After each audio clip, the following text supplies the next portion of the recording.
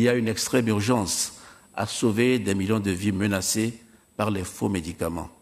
Le président Faure Gnassingbé du Togo a accueilli 6 de ses homologues du continent à l'invitation de la Fondation Brazzaville pour tenter de trouver des solutions contre le trafic de faux médicaments. Un fléau responsable de plus de 100 000 morts par an en Afrique, selon l'Organisation mondiale de la santé. Il y a urgence car ce trafic international, dirigé par des organisations criminelles, se développe de façon exponentielle. L'objectif de cette initiative est d'inciter d'autres États à apporter une réponse collective à cette crise panafricaine. Omar Hillel, vice-président du Conseil économique et social des Nations Unies, était présent.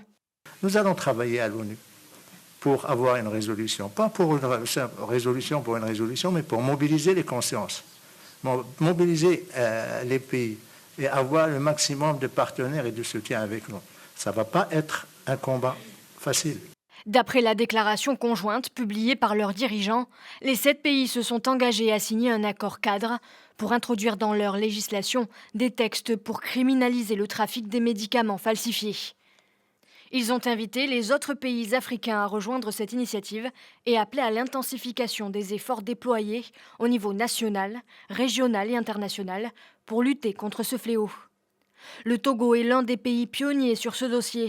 Il a modifié son code pénal dès 2015.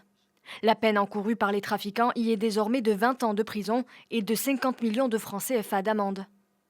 Dans la grande majorité des autres pays du continent, le trafic de faux médicaments est souvent considéré comme un simple délit de contrefaçon et les peines atteignent quelques mois d'emprisonnement tout au plus.